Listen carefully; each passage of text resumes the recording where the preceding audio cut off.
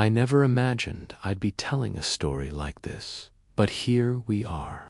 Let me start by saying I've been living in Oakwood Heights for nearly 5 years. It's one of those neighborhoods with perfectly trimmed lawns, matching houses, and an unspoken rule that everything must look like it popped out of a catalog. Honestly, I didn't mind. I knew what I was signing up for when I bought the house. What I didn't sign up for was Barbara Thompson, or, as most neighbors secretly call her, Barb. She's the self-appointed queen of the Homeowners Association, ruling over it with an iron fist for the past 3 years. Barbara is in her mid-50s, always dressed like she's off to tea with royalty, and her blonde hair is pulled so tight it practically gives her a built-in facelift. Her favorite hobby, roaming the streets with a clipboard in hand, hunting for even the smallest HOA violations, like some suburban bounty hunter. Up until recently, I'd managed to stay under her radar. That changed when I injured my back. I slipped on spilled water in my kitchen, and the fall left me with a herniated disc that required surgery. The recovery was long, painful, and exhausting. My doctor arranged for a visiting nurse to come 3 times a week to help with wound care and physical therapy. The trouble started one Tuesday afternoon during one of those routine visits.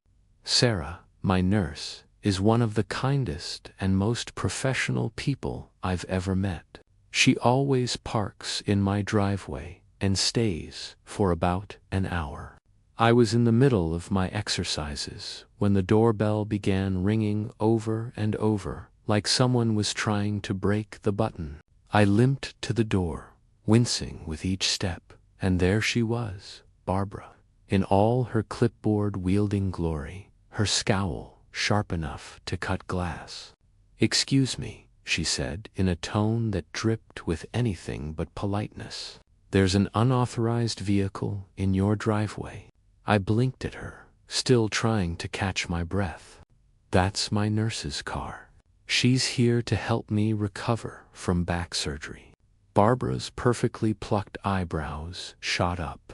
"Well, according to HOA Regulation 7.4.2, no commercial vehicles may be parked in residential driveways during daylight hours."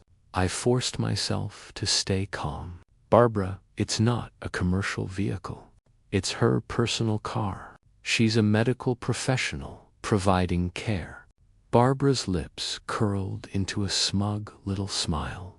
"It has a company logo on the door. That makes it commercial. She needs to move it immediately, or you'll be fined $100 per day." Before I could even respond, Sarah appeared at the doorway, sensing the commotion. "Is everything okay?" she asked gently. Barbara turned to her, voice dipped in condescension. "You need to move your vehicle right now. You violate our HOA regulations." Sarah, ever the professional, responded with calm grace. "I'm in the middle of providing medical care to my patient. I'll be done in about 30 minutes, and then I'll leave." Barbara's face flushed red like a warning light. "I don't care what you're doing. Rules are rules. Move it now, or I'm calling a tow truck." My patient snapped. "Barbara, please be reasonable. Sarah is here to help me recover. She'll be gone soon." "Reasonable," she screeched, her voice climbing to a dog whistle pitch. "I am being reasonable. The rules apply to everyone, no exceptions." I reminded her that there actually were exceptions in the HOA bylaws for medical providers. I'd checked before Sarah ever started coming, but Barbara wasn't interested in logic. She spun on her heel and stomped off, already dialing her phone. Sarah frowned. "Should I move my car?" "I don't want to cause trouble for you." "Absolutely not," I assured her. "You're providing medical care, and legally you're allowed to be here." let's just continue.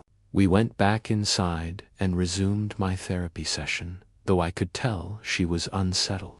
About 15 minutes later, the sound of a tow truck reversing up my driveway sent a jolt of disbelief through me. Barbara had actually called them. I hurried outside as best I could, my back protesting with every step. A burly tow truck driver was already hooking up Sarah's car, while Barbara stood nearby with her arms crossed and a smug grin plastered across her face. "Stop," I shouted, wincing as pain shot up my spine. "You can't tow that vehicle. It belongs to a medical professional currently providing care." The driver looked at me uncertain. "Ladies said it's an unauthorized commercial vehicle," he explained with a shrug. "It's my nurse's car," I said firmly, keeping my voice steady. "She's inside right now helping me recover from surgery. Check the HOA bylaws.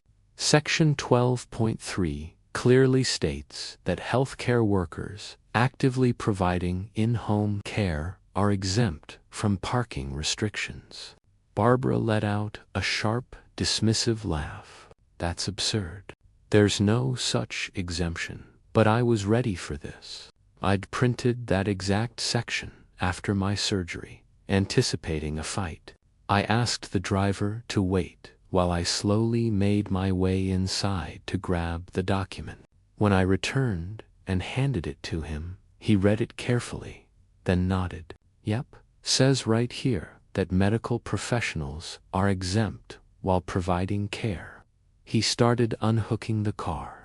"Sorry for the trouble, man."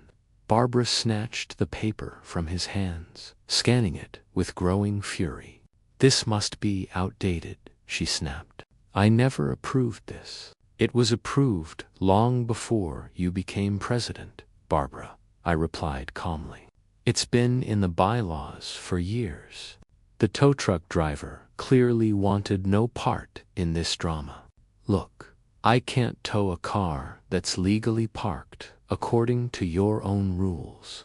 Call us again if you figure something else out," he muttered before driving off. I hope that would be the end of it. But I had underestimated Barbara's determination to make everything her personal crusade. Her face twisted with rage as she watched the truck leave. "This isn't over," she hissed, storming down the street like a villain in a soap opera. Back inside, Sarah tried to focus on my treatment, though I could tell she felt awful. I forced a small smile. "Don't worry about her. She's all bark and no bite." If only I'd known how wrong I was. The next time Sarah came for my therapy session, just 2 days later, Barbara was already waiting like a hawk. She had set up a lawn chair directly across the street from my house, as if she were settling in for a live performance. The moment Sarah's car pulled into my driveway, Barbara was on her feet, marching over with that ever-present clipboard like it was a badge of authority. I opened the door before she could even press the doorbell, determined to head off another ridiculous showdown. "Barbara," I started firmly, "we've already been through this. Sarah is allowed to park here while providing medical care." Barbara didn't even acknowledge me. She zeroed in on Sarah with a smug little smile. "I reviewed the bylaws more carefully," she announced, as if unveiling a masterstroke. "While healthcare workers are exempt from the commercial vehicle restriction, they are not exempt from the visitor parking time limit of 45 minutes. Your sessions last an hour. That's a violation." I just stared at her momentarily, speechless. "Barbara, are you seriously going to nitpick over 15 minutes? This is medical care, not a garden party." "Rules are rules," she repeated, clearly relishing her new favorite phrase. 15 minutes over is still a violation." Sarah, bless her heart, remained composed. "Mrs. Thompson," she said calmly, I understand your commitment to the rules, but my patient's recovery depends on completing the full therapy session. Cutting it short could delay his healing process. Not my problem, Barbara replied coldly. Either you finish in 45 minutes or the car gets towed. She held up her phone like it was a weapon. I've got the tow company on speed dial now. I was ready to explode, but Sarah gently touched my arm. Let's go inside and begin your therapy, she said softly. Getting upset isn't good for your recovery. She was right, of course. So I followed her inside, though focusing on my exercises was next to impossible. I could feel Barbara's presence out there, lurking like a vulture, waiting to swoop. 40 minutes into my session, the doorbell rang again. I opened it to find Barbara on my porch, tapping her watch dramatically. 5 minutes left, she announced with gleeful satisfaction. That was the breaking point. Barbara, this is harassment, I snapped. You're interfering with medical care, which can actually be illegal. For a split second, her eyes widened before narrowing again. Don't threaten me, she hissed. I'm simply enforcing the rules everyone agreed to when they moved here. I'm not threatening you, I said, struggling to keep my voice steady. I'm informing you. If Sarah has to cut my therapy short and it affects my recovery, that's medical interference. Barbara scoffed and walked off, but didn't leave. She returned to her lawn chair like she was enjoying some kind of twisted power trip. When Sarah's session ended at the 1-hour mark, as it medically needed to, Barbara reappeared at my door, already dialing. That's it, she declared triumphantly. Tow truck's on its way, and you'll be fine for the violation. Before I could respond, Sarah stepped forward. Mrs. Thompson, she said evenly, I need to inform you that intentionally interfering with prescribed medical care can have serious legal consequences. I've documented this interaction and the previous one in my patient's medical record. For the first time, Barbara hesitated, but she quickly put her mask back on. You can't intimidate me with empty threats, she sneered. I know my rights as HOA president. What she didn't know was that Sarah had been documenting everything, from taking photos of Barbara's lawn chair stakeout to recording audio of every confrontation, all with my permission. She had even consulted her supervisor after the first incident, and their legal department was already aware of the situation. When the tow truck arrived, Sarah calmly approached the driver. She explained the situation and showed him official documentation from her healthcare company, stating that interfering with her ability to provide care could be considered a criminal offense in our state. The driver wasn't about to get tangled in legal trouble. Sorry, ma'am, he said to Barbara, shaking his head. I'm not towing this. Then he drove off. Barbara was furious. This is ridiculous, she shouted. You can't just ignore the rules because you think you're special. Actually, Barbara, I said, finally letting my frustration show. There's something called medical necessity. It overrides your precious HOA rules. Maybe talk to a lawyer before you keep digging this hole. Fine, she spat. If that's how you want to play it, I will. For a few blissful days, Barbara seemed to disappear. I started to hope she'd finally realized she was teetering on dangerous legal ground. But then Monday arrived, and Barbara came back with reinforcements. This time she had 2 other HOA board members with her. As soon as Sarah parked, Barbara stormed over and physically blocked her from reaching my door. You're trespassing on HOA property, Barbara barked, even though we were standing on my private driveway. You need to leave immediately. Sarah tried to step around her. Ma'am, I'm here to provide medical care. Please step aside. And then Barbara did the unthinkable. She shoved Sarah, hands on her shoulders. A hard push. I said, "You're not welcome here during business hours. Leave now." I had been watching from my window. My heart pounded as I grabbed my phone and dialed 911. "Hello, I need to report an assault," I told the dispatcher. "The HOA president just physically pushed my healthcare nurse and is preventing her from entering my home to provide medical care. They assured me officers were on their way." Meanwhile, Sarah, ever composed, backed up and recorded the entire thing on her phone. The other two board members clearly wanted no part of it. They stepped away fast, realizing how bad this was. "Barbara," I called from the doorway, "the police are on their way. You just physically assaulted a healthcare worker and interfered with medical care. Leave my property now, police." She stammered, her face paling. "That's absurd. You can't call the police over HOA rules." "I didn't," I said coldly. "I called because you committed assault. HOA rules don't give you the right to lay hands on anyone." She looked toward the other board members for support, but they were already speed-walking back to their homes, leaving her to face the music alone. Her confidence wavered. "I was just doing my job," she muttered weakly. When the officers arrived minutes later, both Sarah and I gave statements.